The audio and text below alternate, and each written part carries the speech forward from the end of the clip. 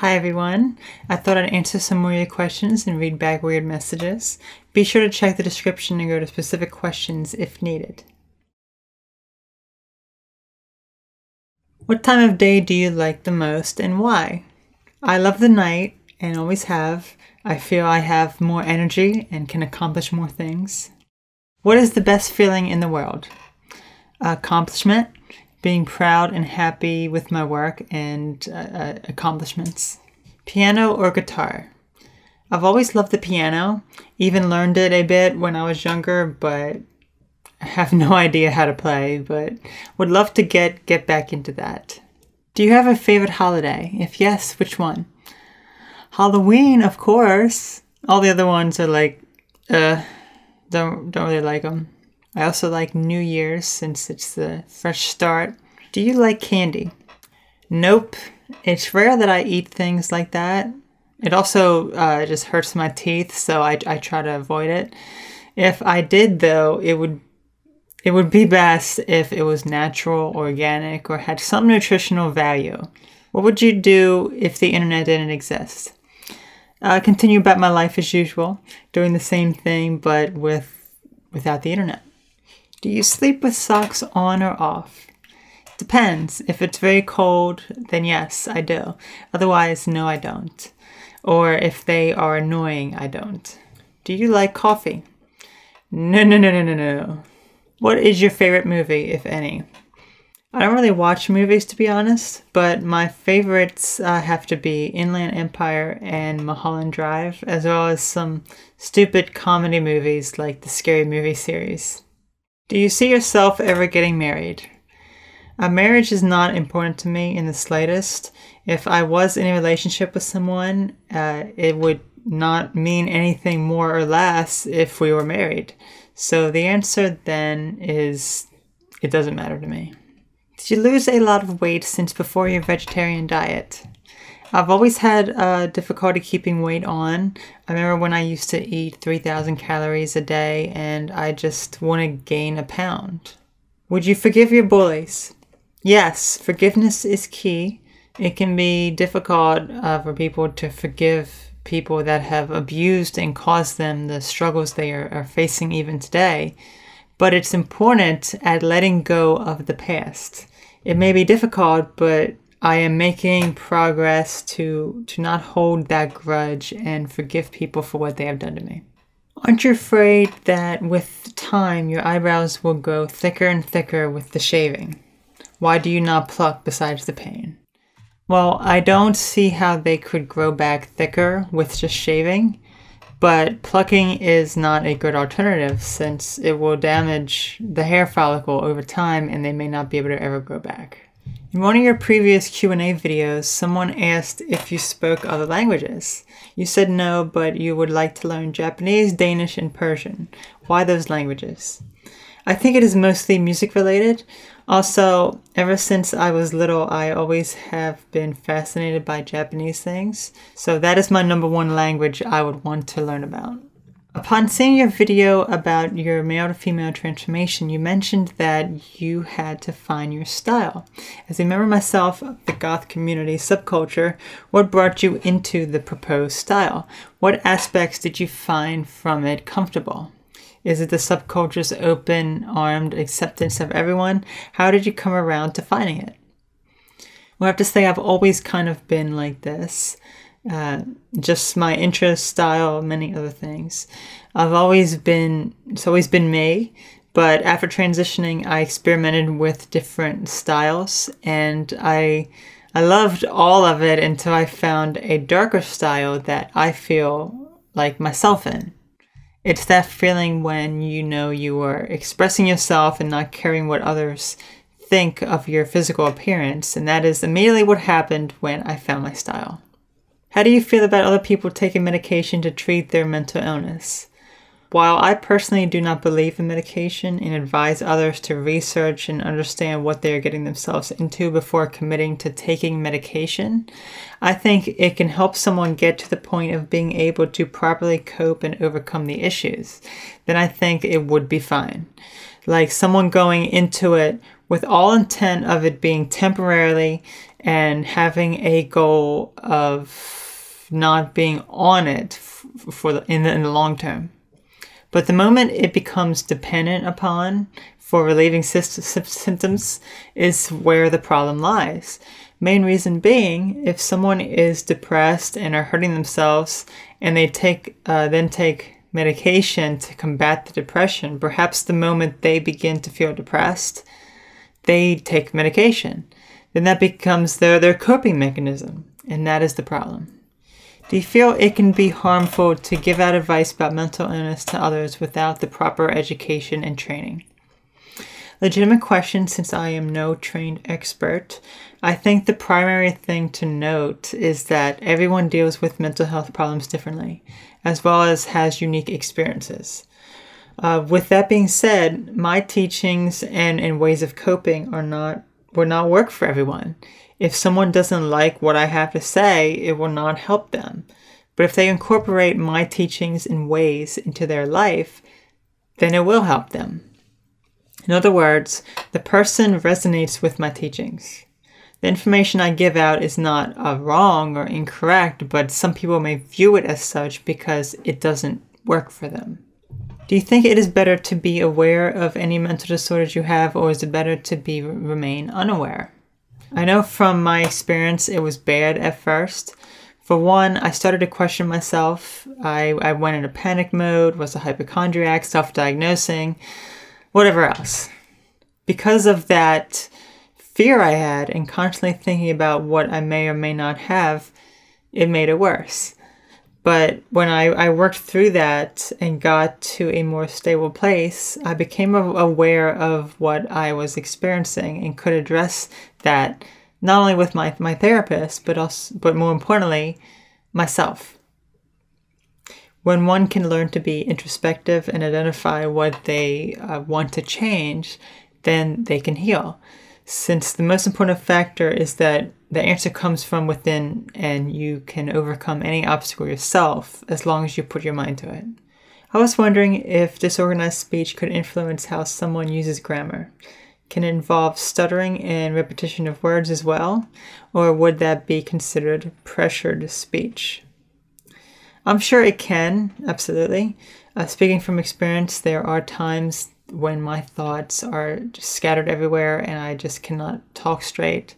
I've always had a stuttering problem my entire life, but it really shows during these moments, as well as me not being able to get my words out correctly. Instead of saying, "The oven is on," I may say, "The pharmacy is over the fence." I just can't get out the correct words, and people don't know what I'm talking about. And it's not fun. It's quite frustrating, actually. Is it possible for a person to be deemed a schizophrenic if they display all the symptoms but hallucinations? This would probably fall on the schizophrenia spectrum. There are other disorders, such as schizoaffective disorder, that incorporate other elements into schizophrenia, which it probably could be. What's your view on the majority of mental health professionals who now believe that there is no such thing as DID? That's understandable, since not many people, especially if you've never experienced dissociation, understands it. The way I explain it to people is to compare it to something they know and are familiar with, like driving a car for a long period of time and suddenly realizing you are home, or reading a book and hours pass when it only seems like a short while. The element of time distortion. Then I think people can understand it better. What does it feel like when you switch to another personality? Is it more like each personality having a different set of emotions and thought patterns, but still within awareness of who they really are?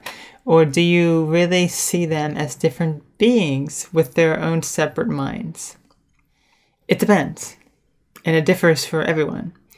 I know for me, usually the ones that I feel are destructive to me are the ones that are harder to deal with.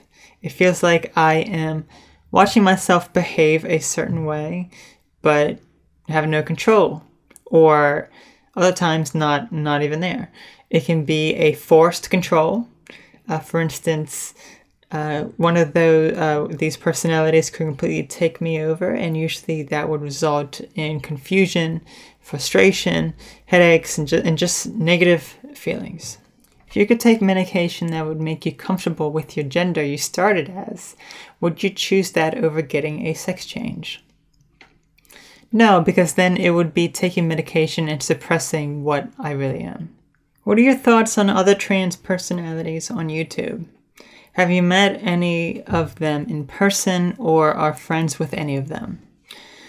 No, I am not friends with any, nor have communicated with any other trans people on YouTube.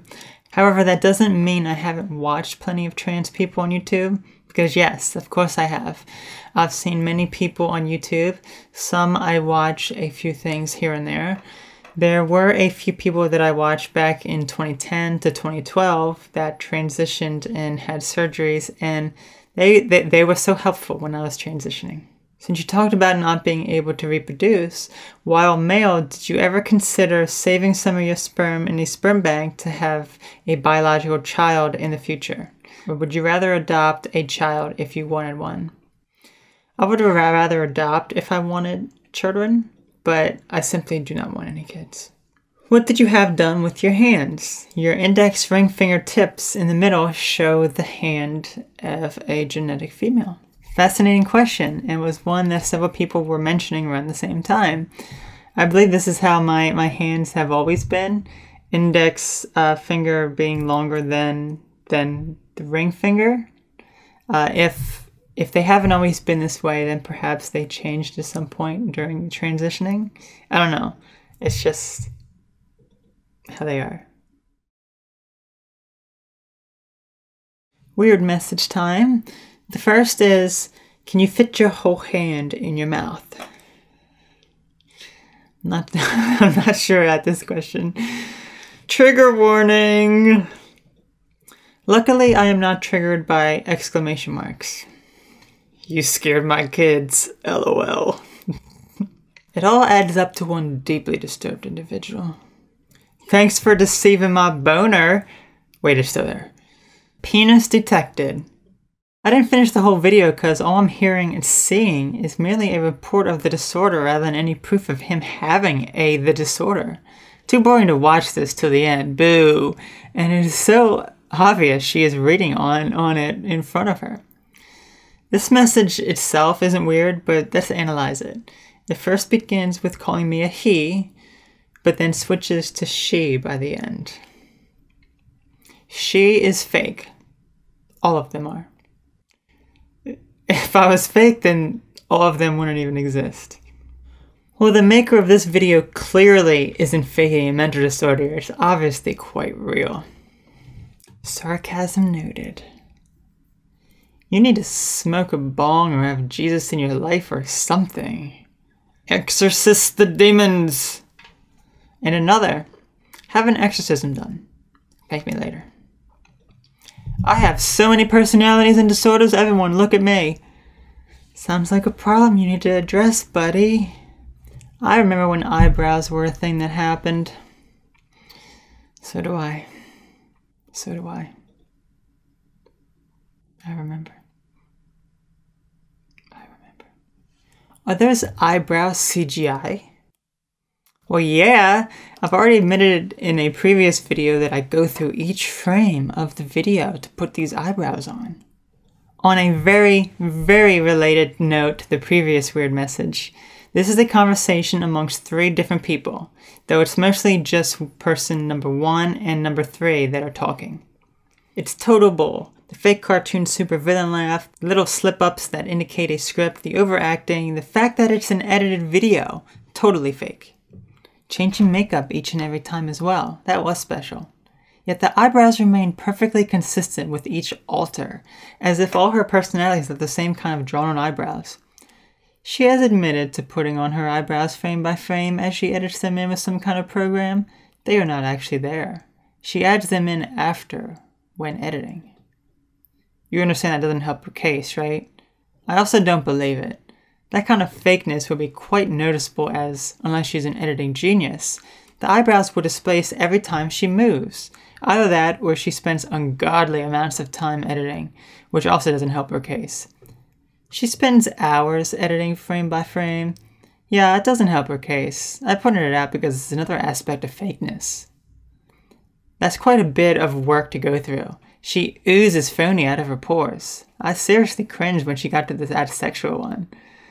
I'm sub to her because I keep an eye on people, especially if I think they are going to try and fraud the community. She's done several videos with her alters. From her videos, I have learned that she is transgender post-op lesbian with 6 personalities who live with her grandparents.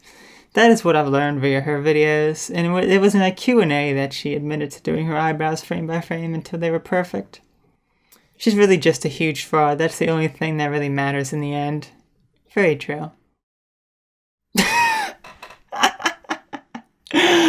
Oh my gosh, this is the best. It's like you are being serious and yet not at the same time.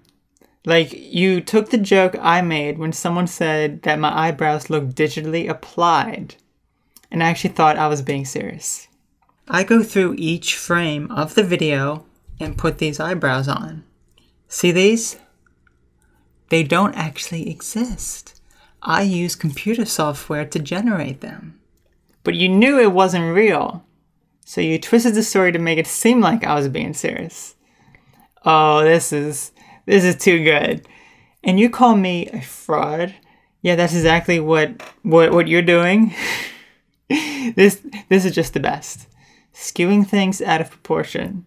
It doesn't make me look bad. It just makes an interesting conversation for later. And since you are or were a subscriber, and if you are watching this, Nothing. I have nothing to say to you. So, that's all for now. Thanks for watching.